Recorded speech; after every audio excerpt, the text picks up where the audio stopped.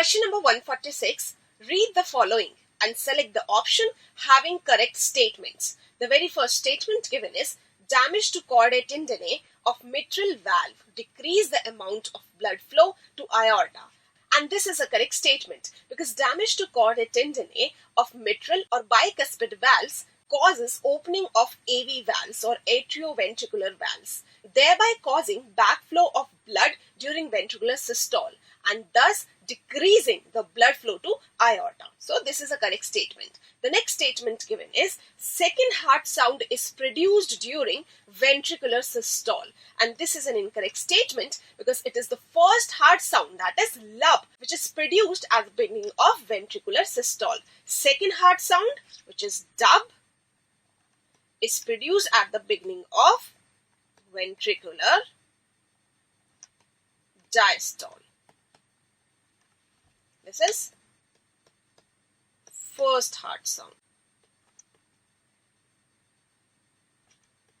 lub.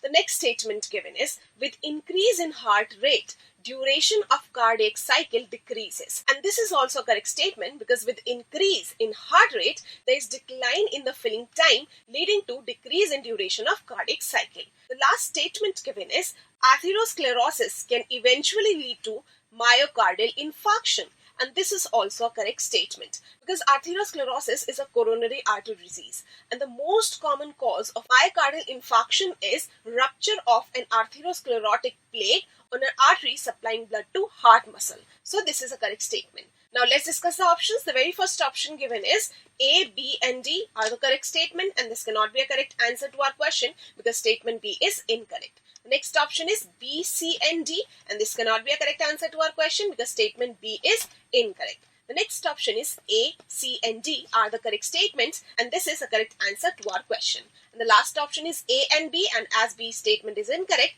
this cannot be a correct answer to our question. So the correct answer to this question is option number 3. Let's discuss our next question. Question number 147. Choose the correct option regarding the graph given below with reference to graph Y. Now this graph represents oxygen, hemoglobin,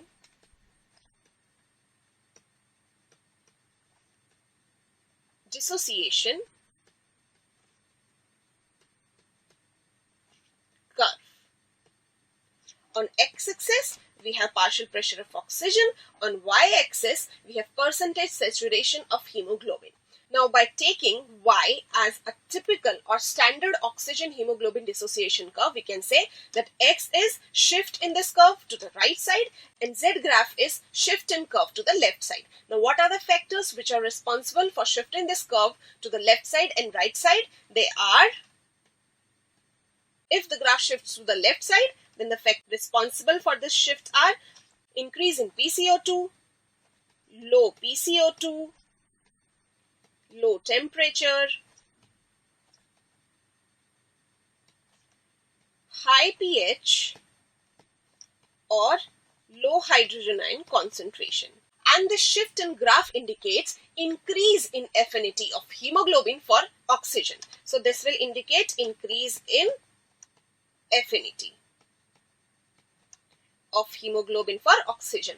On the other hand, shift in curve Y to the right side, that is X graph, is observed when there is low partial pressure of oxygen, high partial pressure of PCO2, low pH or high hydrogen ion concentration, and this indicates decrease in affinity of hemoglobin for oxygen.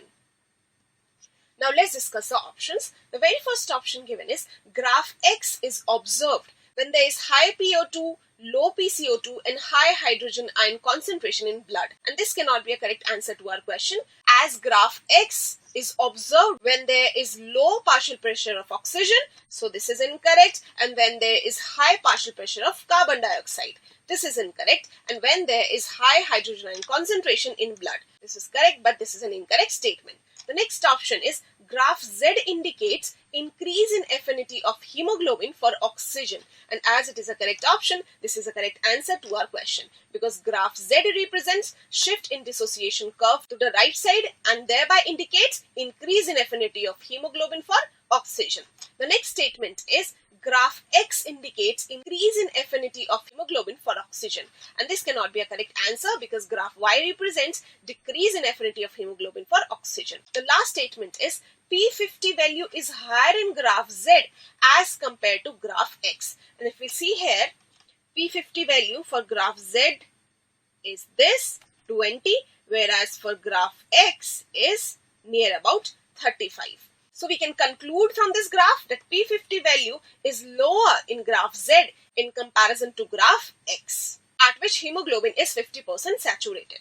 So the correct answer to this question is option number 2. Let's discuss our next question. Question number 148. Select the incorrect match among the following.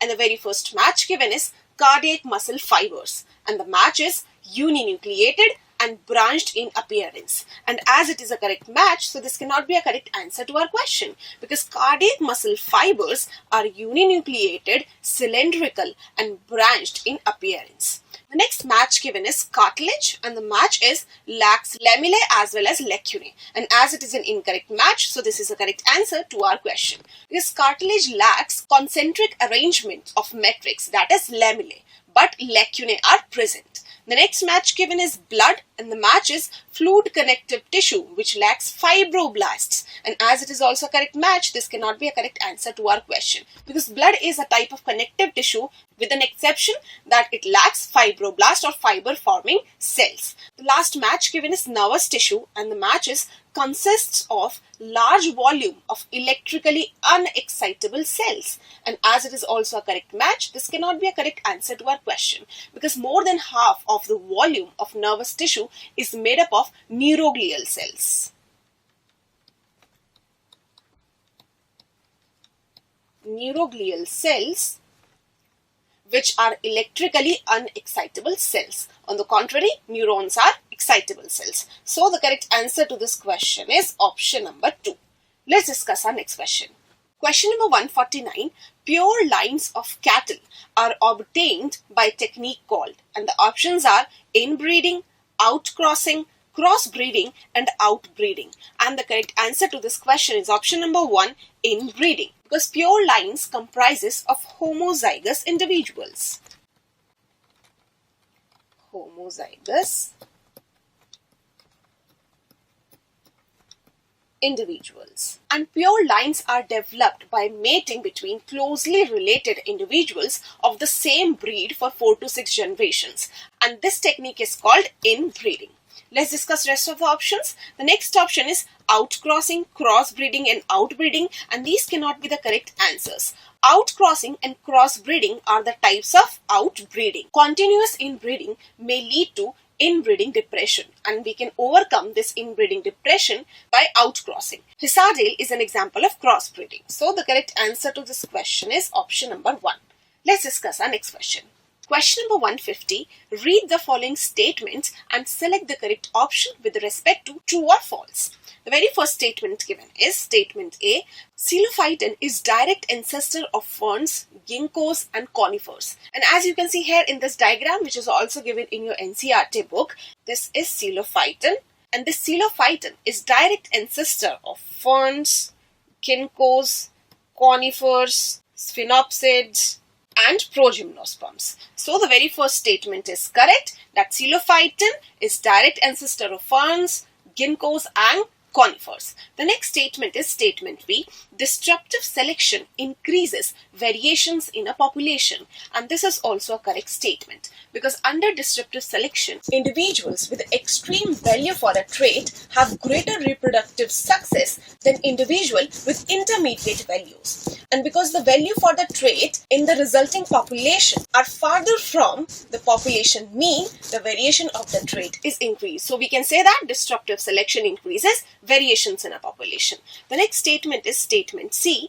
According to Darwin, excessive stretching of neck of giraffe led to elongation of their neck. And this is an incorrect statement. This, according to Darwin, giraffe with long necks are better adaptive in a given environment and are selected by nature. On the other hand, Lamarckism or Lamarck's theory of evolution was based on the use and disuse of organs, and he proposed that excessive stretching of neck of giraffe led to elongation of their neck. The next statement is statement D.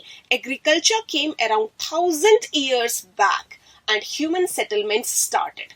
And this is an incorrect statement because agriculture came around 10,000 years back and human settlements started. So the very first statement is true, second statement is true, third statement is false, and fourth statement is false. So the correct answer to this question is option number 4, true, true, false, false. So the correct answer is option number 4.